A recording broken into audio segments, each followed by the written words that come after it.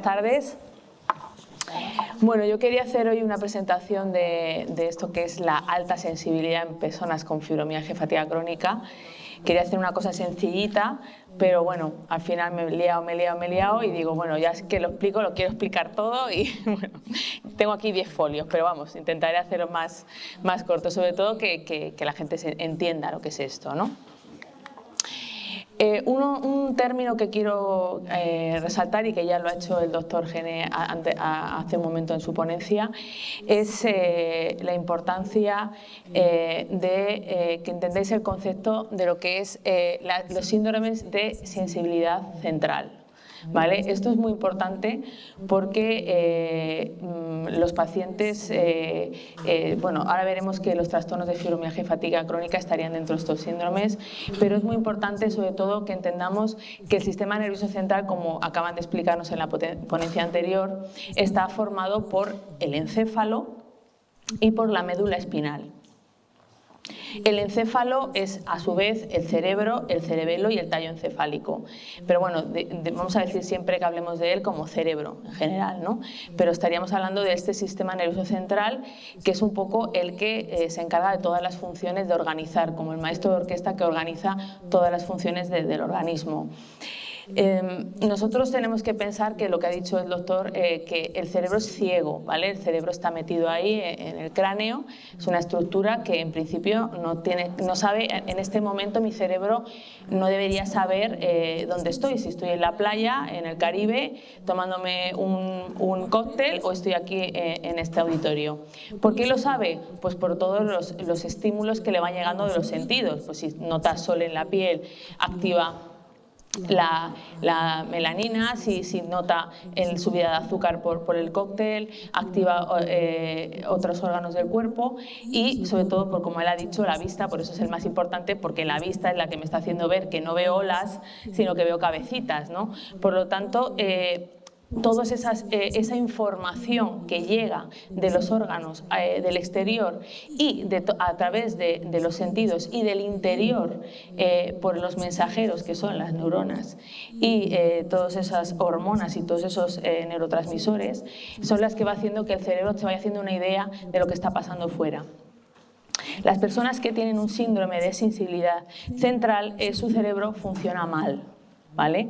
Es decir, todos esos estímulos que vienen de una manera amplificada y dependiendo de la zona a la que afecte del cerebro, pues tendrán unos u otros síndromes asociados.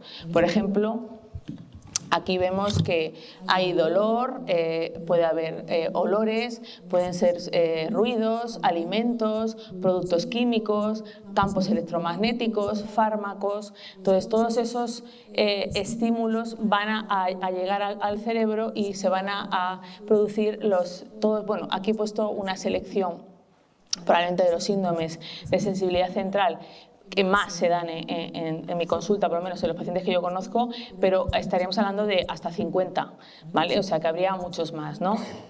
Por ejemplo, el síndrome fibromiálgico, el síndrome de fatiga crónica, el síndrome químico múltiple, cefaleas o migrañas, colon irritable o intestino irritable, vejiga irritable, etc. Entonces, dependiendo al profesional, al especialista que vaya el paciente, pues, y dependiendo de su tendencia, pues será diagnosticado de uno u otro, ¿vale? Si vamos al neurólogo, pues probablemente saldremos con un diagnóstico de cefalea y si vamos al internista, pues a lo mejor de fibromialgia. De hecho, se ha visto que, por ejemplo, los especialistas en Barcelona suelen diagnosticar mucho más la encefalomielitis miálgica que en otros sitios.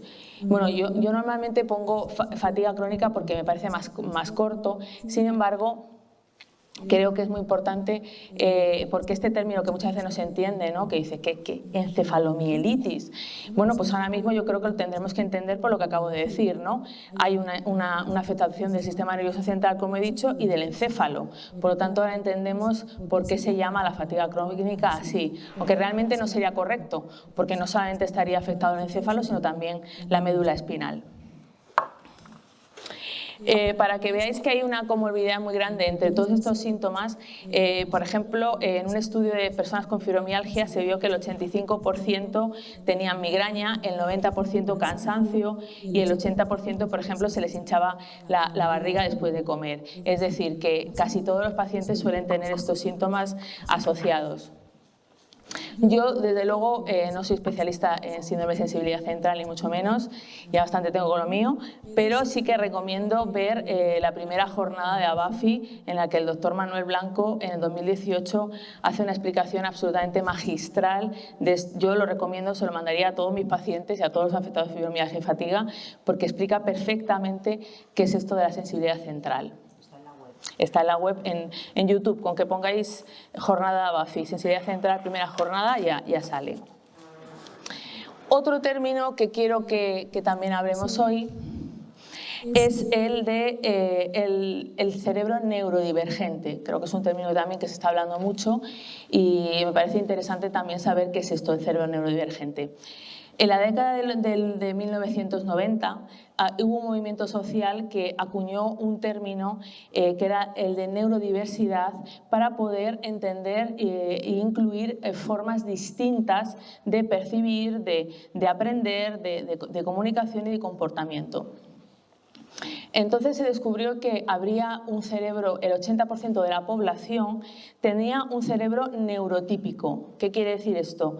Que tiene una forma de procesar la información. En cambio, entre un 15 y un 20% de la población tenía lo que se llama el cerebro neurodivergente. Por lo tanto, hay que tener muy claro una cosa, los cerebros neurodivergentes no son fallos, ¿vale? No son errores, simplemente son formas distintas de captar los estímulos que hemos dicho antes, ¿no? Del mundo. Lo que ocurre es que, claro, el mundo está diseñado para ese 80% de cerebros neurotípicos.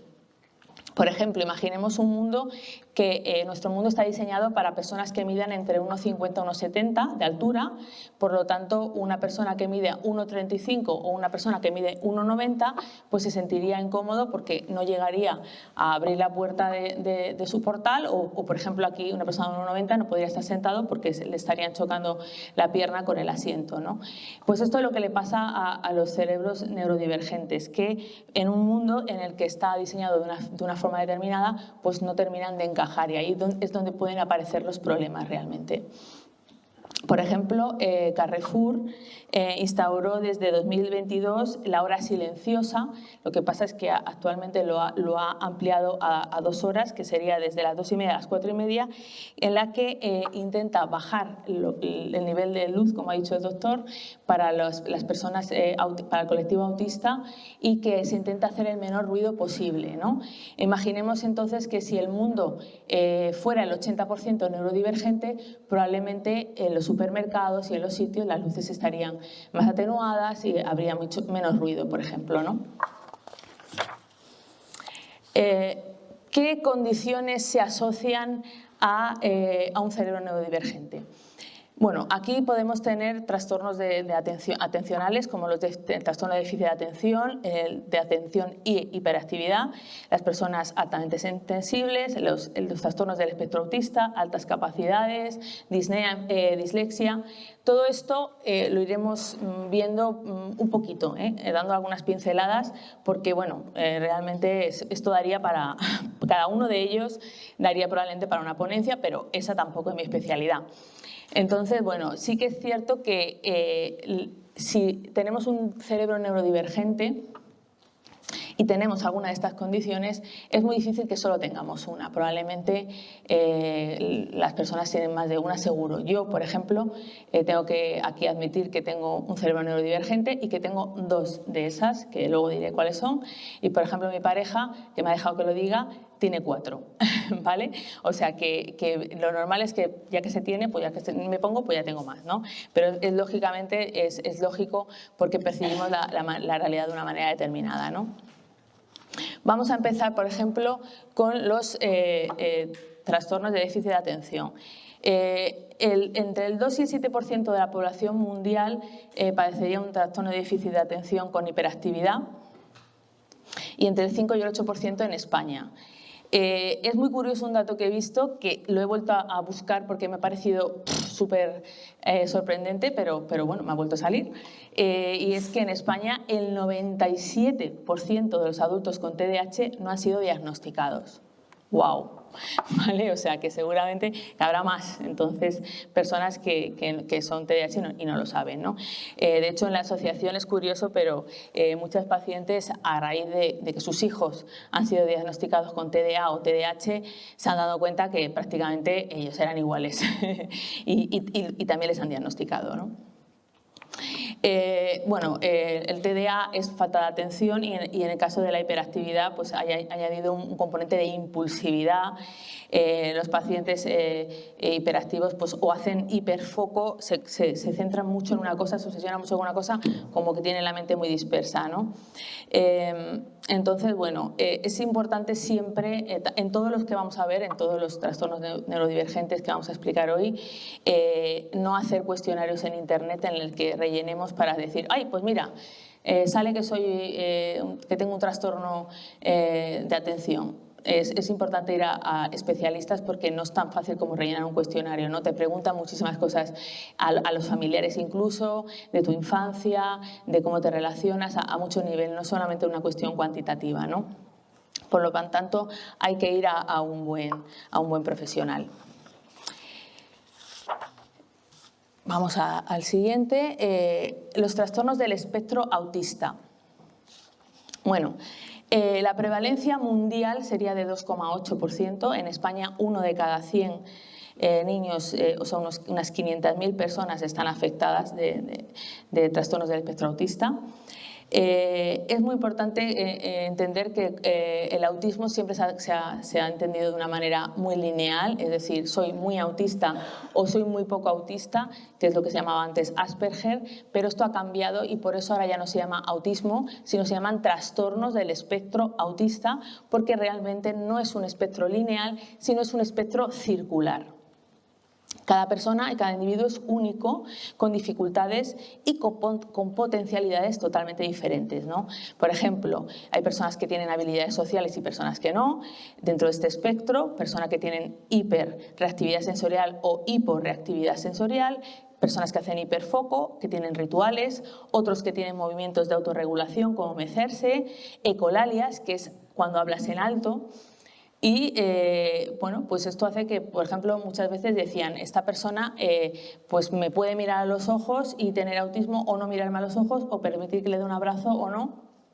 Y eso es por lo que es tan importante el diagnóstico. De hecho, parece ser, por lo que he leído, ya digo que no soy experta, pero bueno, me he preparado un poquito la ponencia, antes de cada 4 personas autistas, 1 era mujer y ahora mismo hay un aumento a 2,5. Parece ser que esto era debido a que cuando el espectro era lineal realmente no se entendía que una persona que tuviera habilidades o que mirara a los ojos pudiera ser autista. Parece ser que las mujeres autistas tienen más habilidades sociales y eso hacía que muchas veces se descartaran y cada vez se están teniendo mucho más en cuenta. De hecho, creo que es Miss Venezuela la que ha salido en todas las redes, ha salido del armario, por así decirlo, del autismo y ha dicho que es una mujer con trastorno de espectro autista, ¿no? Altas capacidades, ¿no? Por un lado estaría la superdotación, ¿no? Son personas que tienen niveles elevados de recursos intelectuales. A nivel de cociente intelectual, solamente el 2% de la población tendría un CI entre 135 y 144 y el 1% tendría ya un CI superior entre 145 y 160. Sin embargo, no solamente una medida psicométrica, sino también cualitativa, cuantitativa, es decir, ¿qué hago yo con ese CI? No solamente tengo un alto cociente intelectual, sino ¿qué soy capaz de hacer con él, ¿no? Por lo tanto, también es muy importante los talentos, que son personas que tienen talentos a nivel cognitivo, emocionales o motivacionales muy superiores a la población y que se dan también en precocidad, es decir, que lo hacen de manera temprana. De manera temprana empiezan a tocar el violín o a hacer cosas que por su edad no deberían hacerlo, ¿no? También en las personas de altas capacidades se suele dar el síndrome de bajo rendimiento, porque muchas veces se sabe que son fracaso escolar, se aburren en clase y lo que suelen hacer es pues, a veces tener problemas de comportamiento. Y también porque a veces no quieren destacar y se hacen un poco los tontos, ¿no? Entonces, bueno, muchos niños no quieren que les hagan los cuestionarios para saber si tienen altas o no capacidades, porque no quieren ser distintos al resto. Sin embargo, es muy importante porque así pueden entender y mejorar las cosas que les ocurren en su día a día y aprender a vivir de esa diferencia que tienen, ¿no? De hecho, hay una cosa en las personas con altas capacidades que es la doble excepcionalidad, y es que si tienes altas capacidades y tienes otro trastorno neurodivergente, como por ejemplo el trastorno del espectro autista o TDAH, pues se suele llamar doble excepcionalidad, ¿no? Y la Consellería de Educación tiene que poner a disposición del alumno y de los profesores pues una serie de recursos específicos porque tienen unas necesidades educativas concretas. Pero esto ya sabemos que a veces no pasa en todos los centros y que también hay que seguir reivindicándolo, ¿no? Porque a veces eso depende muchísimo del equipo directivo del centro y de los recursos del centro, pero es algo por lo que hay que seguir luchando para conseguir que estos niños puedan sacar su mayor provecho de su alta capacidad, ¿no?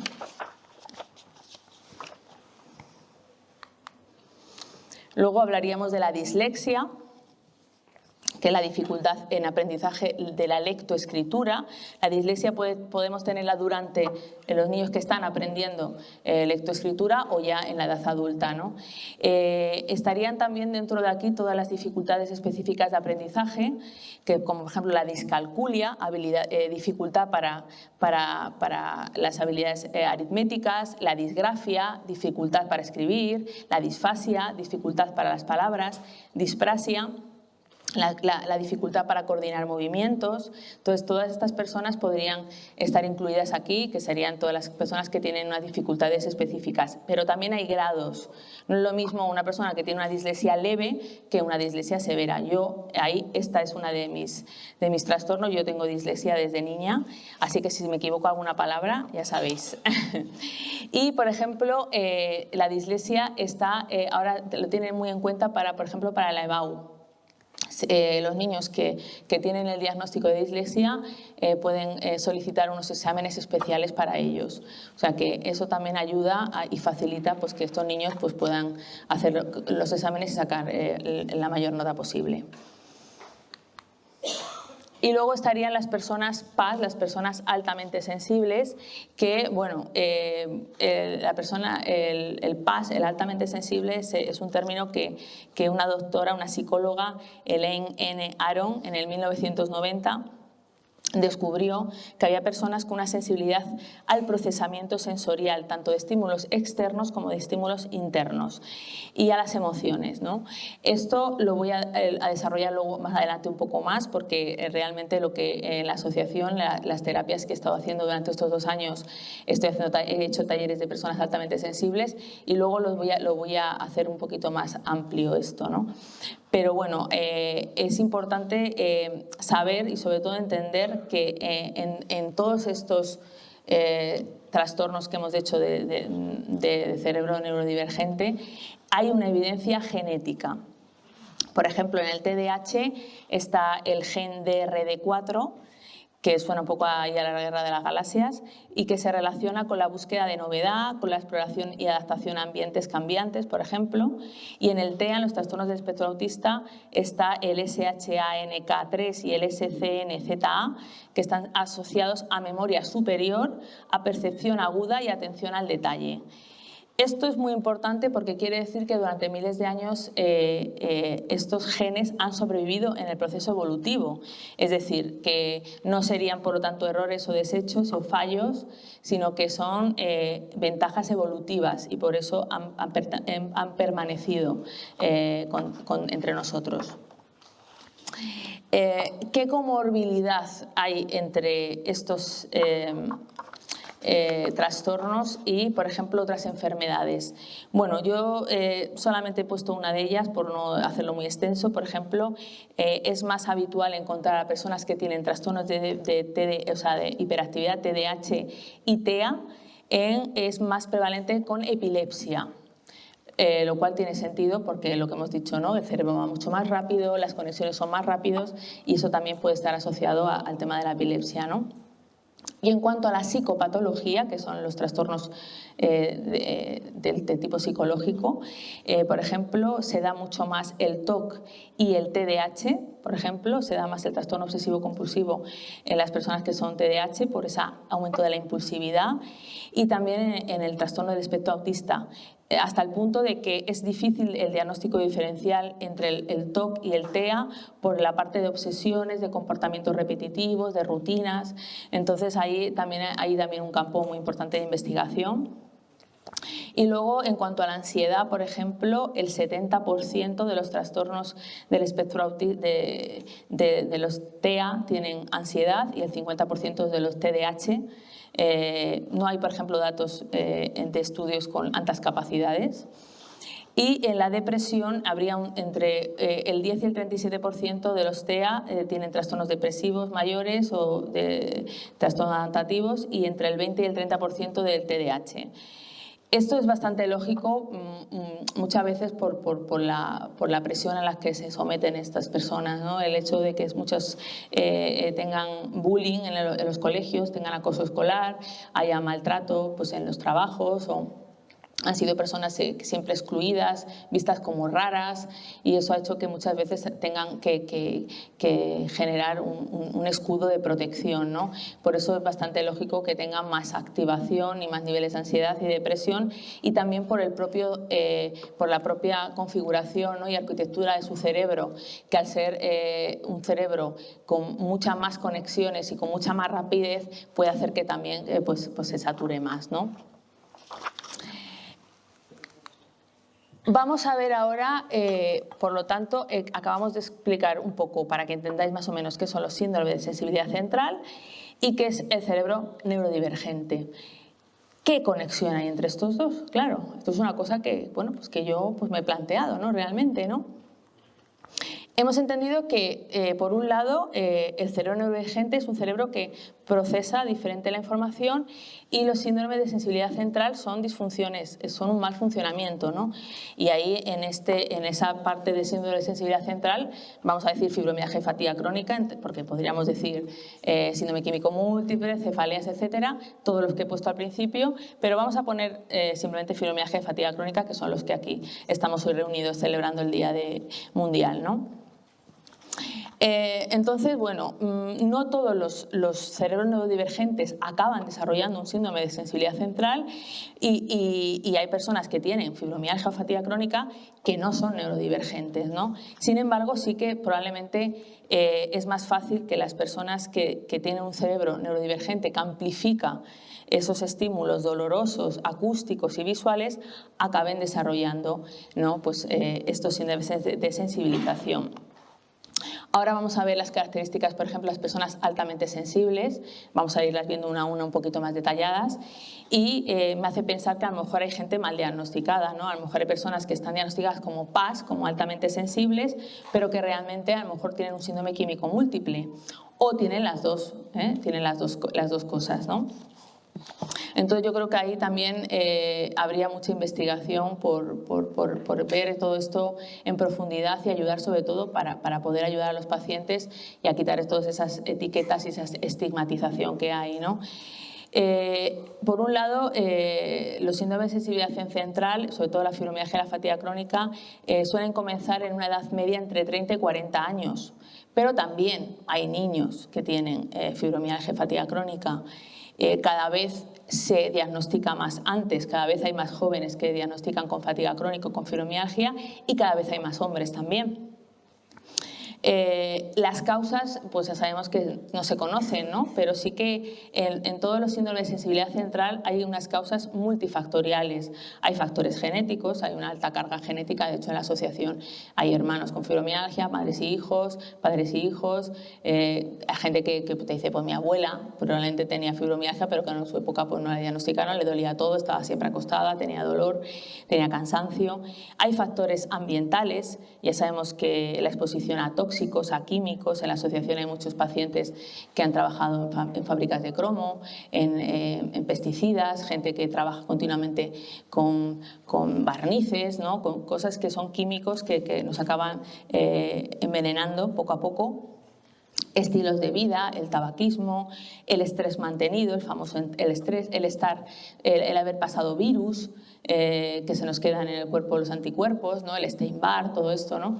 Es decir, el COVID ahora, que también lo tenemos más cercano. Entonces, realmente ahí vemos que hay muchos factores, pero claro, ¿cuándo se desarrolla esto? Si ya estaba de niño, si ya teníamos desde niño, ya nacemos con un cerebro neurodivergente. Podría ser incluso, yo a veces les pregunto a los pacientes con fibromialgia cómo fue el embarazo de su madre, ¿no? Tu madre durante el embarazo se llevó algún disgusto muy grande, tuvo un pico ahí, una intoxicación de cortisol o fumaba, bebía, ¿no? Tomaba drogas, cualquier cosa que también sería ya también una exposición, ¿no? Probablemente ya a tóxicos ya durante en la propia placenta, ¿no? Pues todo eso también habría que tenerlo en cuenta, ¿no?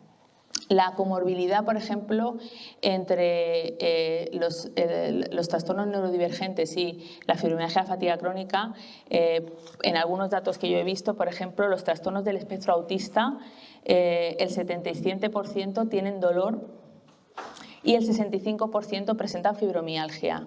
Cada vez hay más pacientes autistas del espectro autista que tienen fibromialgia y fatiga, y en el TDAH hay una altísima prevalencia de fibromialgia. En cuanto al tema de la impulsividad, esa hiperactividad. De hecho, muchos pacientes de la asociación, yo siempre digo que son personas muy activas, que su mente no para, que no paran, y eso hace que al final se acaben sobrecargando y al final se acaben rompiendo, ¿no? Entonces, bueno, habrá muchas personas que a lo mejor no cumplen criterios de TDAH, pero casi, ¿no? Entonces, esa hiperactividad, tanto si es dentro de un trastorno de déficit de atención como si no, nos acaba llevando a un trastorno de dolor y de cansancio, ¿no?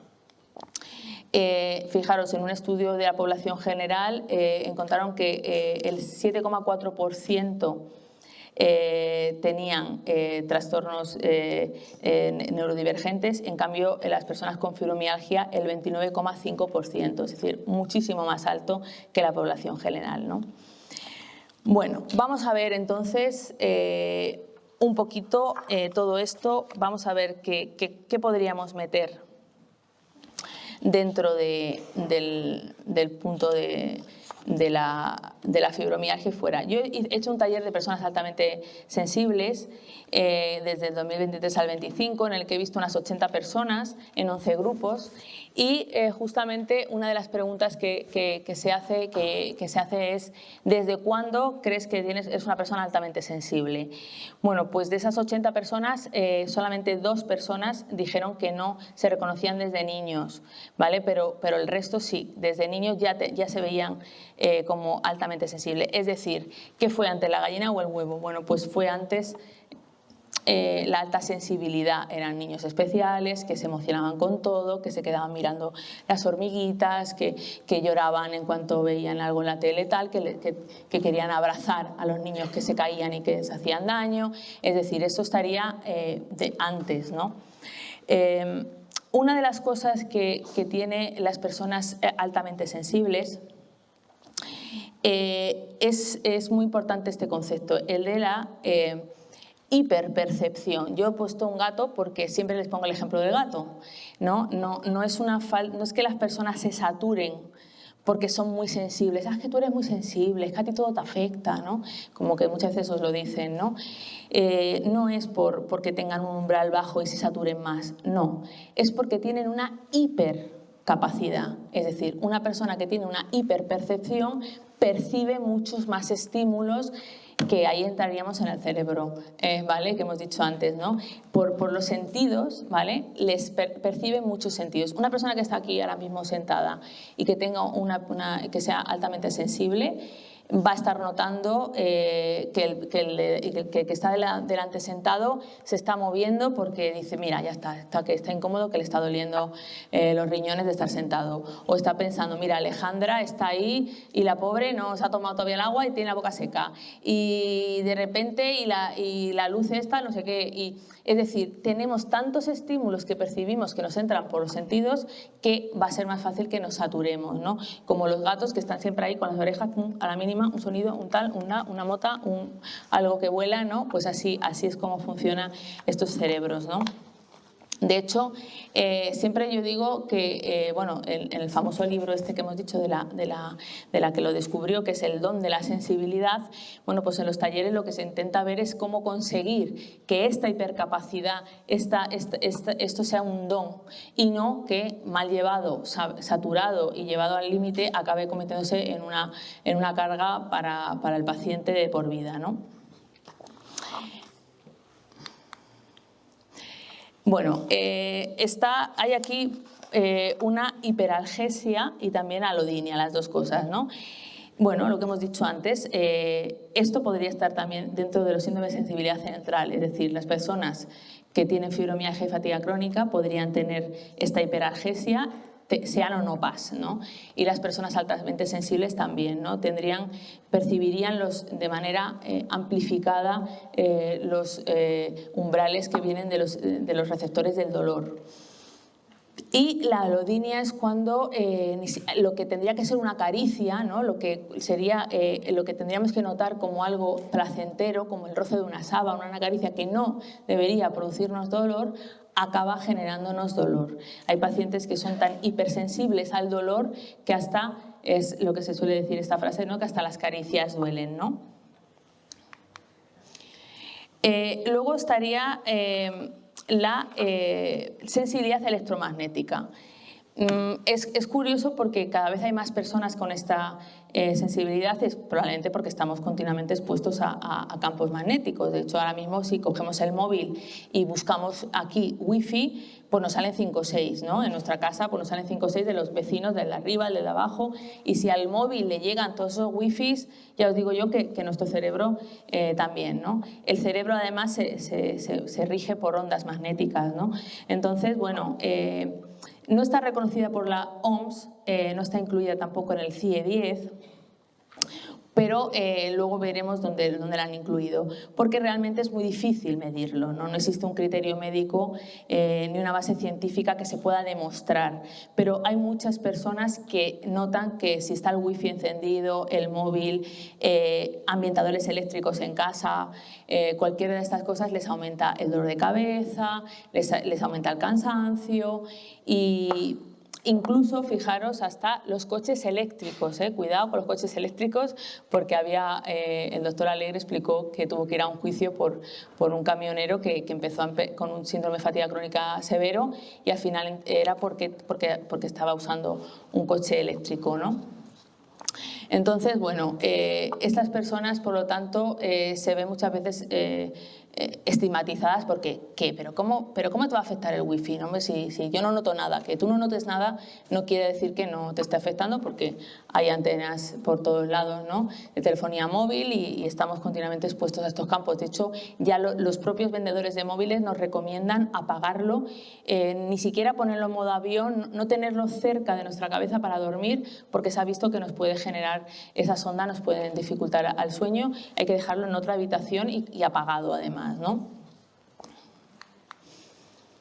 Luego está la hiperacusia y la misofonía, ¿vale?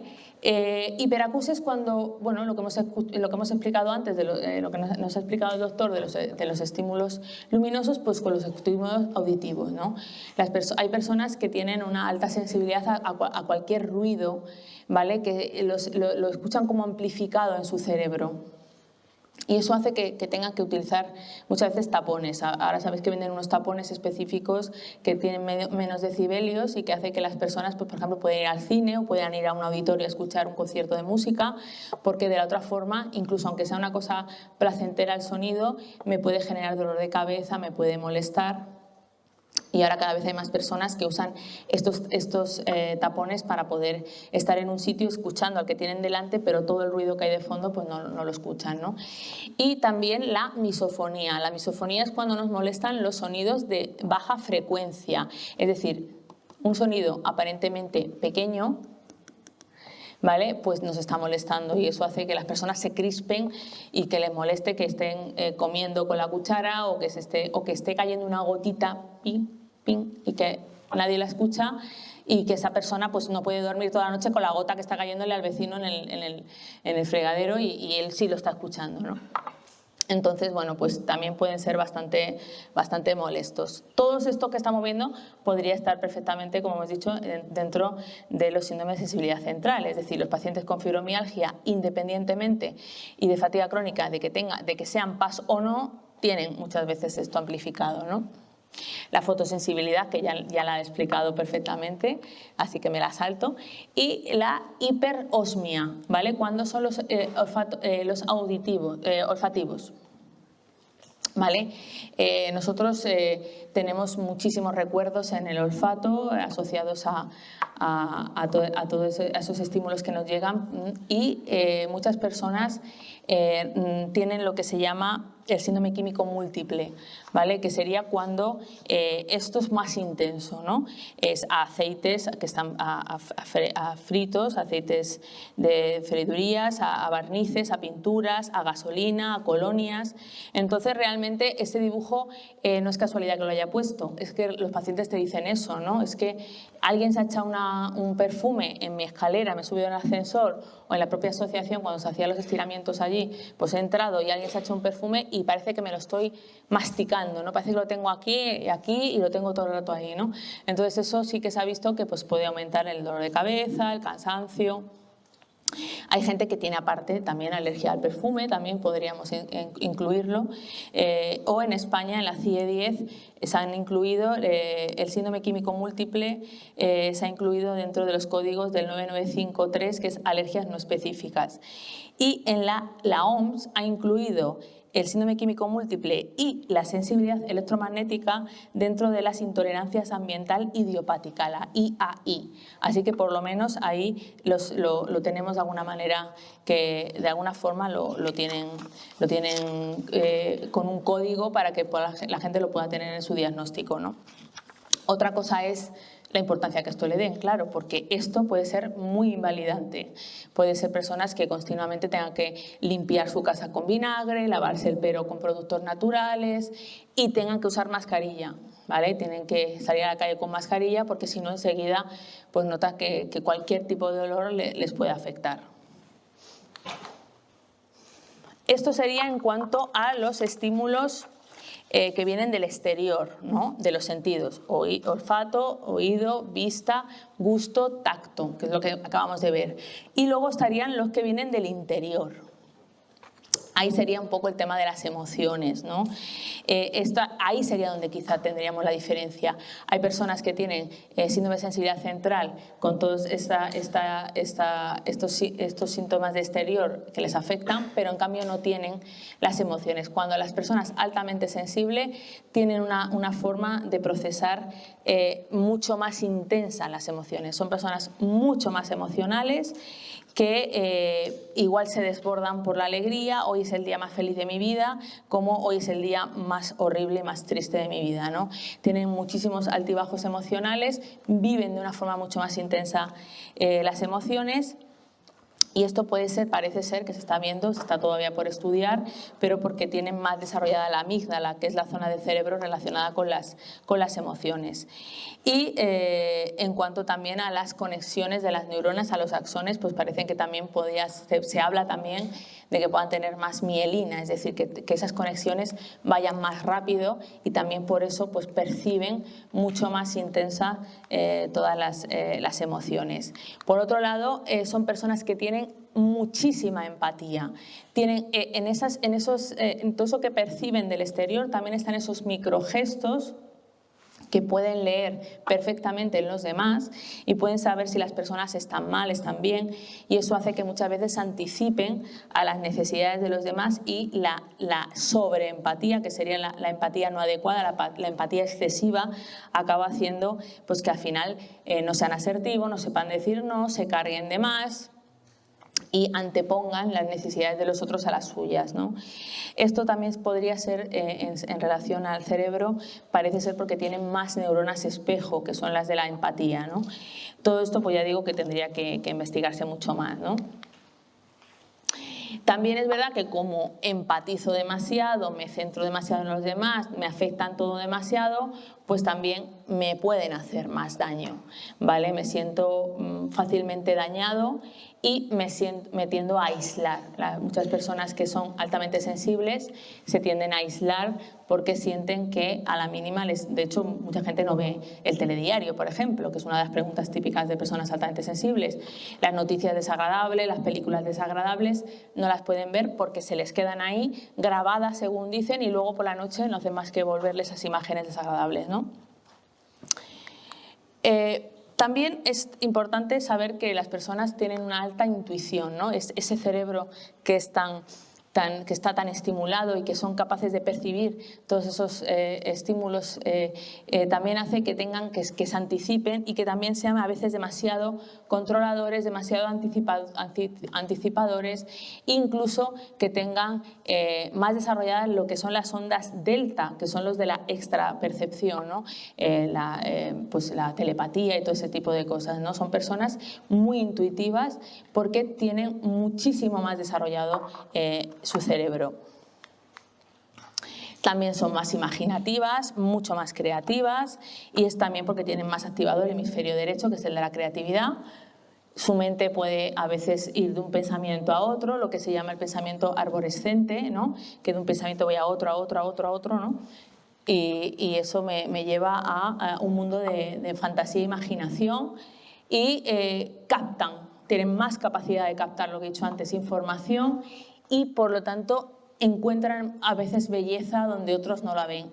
Perciben detalles y cosas que donde los demás ven algo sin importancia, la persona altamente sensible ve algo bello y que le emociona. Tienen muchísima más conexión con la naturaleza y con los animales, y por eso también necesitan más momentos de soledad, o sea, por toda esa saturación, 5 minutos, necesitan momentos de soledad y lo que se llama la baja batería social, ¿vale? Tenemos en cuenta que la actividad social gasta mucha energía. Tenemos que hablar, comunicarnos, ir hasta el sitio, y eso hace que muchas personas altamente sensibles, por esto de que empatizan más, de que se sobrecargan más y todo, necesitan realmente momentos de soledad, y si puede ser, es muchísimo más beneficioso para ellos que sean en contacto con la naturaleza. Van a cargar muchísimo más las pilas si están en soledad y en naturaleza. Es muy importante, por lo tanto, el autoconocimiento, creo que es fundamental. De hecho, lo que hacemos en los talleres de personas altamente sensibles en ABAFI es esto. Esto es lo que tengo. El otro día una paciente me mandó un mensaje diciéndome gracias, porque gracias, desde que sé que tengo un cerebro neurodivergente, llevo toda la vida desde niña pensando que era tonta, que no me enteraba, que era lenta, siempre tenía esa etiqueta, y ahora ya sé que encima tengo un don, o sea, que puede ser algo todavía hasta superior, ¿no? Es decir, me conozco, que es lo más importante, y para eso es importante también ir a buenos profesionales, a psicólogos, esta soy yo, así me siento yo a veces, ¿no? Y a neuropsicólogos para que hagan un buen diagnóstico, a psicólogos para que me den las herramientas cuando no las tengo. Y sobre todo hay una labor muy importante social. La sociedad tiene que saber que tanto los síndromes de sensibilidad central, la fibromialgia, la fatiga, el síndrome químico múltiple, como los trastornos neurodivergentes, el TEA, el TDAH, no son personas extrañas, raras, enfermas, son personas que necesitan comprensión y hay que entre todos tenemos que empezar a comprender cómo funcionan, porque si a ellos les cuesta saber cómo funciona su cerebro y cómo adaptarse al día a día, al trabajo, a su vida familiar, a su vida social, pues el entorno tiene también que ayudar. En los colegios, por ejemplo, dan muchas charlas a niños de lo que es un espectro autista, de lo que es el TDAH, incluso van a dar charlas para que los compañeros sepan cómo tratar a un amiguito que tenga uno de esos trastornos, ¿no? Hay que aceptar que somos neurodivergentes, que somos más sensibles. Esto sería como un mantra: respira, florece y suelta, ¿vale? Y siempre entendiendo que el ser humano es una mezcla de emociones, sensaciones, sistema nervioso, piel, vibraciones, células, es decir, no somos solamente lo que se ve, hay mucho más a nivel espiritual, a todos los niveles, ¿no? Y eso es lo que tenemos que conseguir equilibrar, tanto el afectado como su entorno, como la sociedad, porque si no estaremos pues nadando en contradirección, ¿no? Tenemos que vivir así y por lo menos entender que si sabemos hacerlo bien podemos tener una calidad de vida muchísimo superior. Si no, estamos intentando avanzar en dirección contraria y vamos en contra de nuestra propia enfermedad, ¿vale? Pues nada, muchas gracias.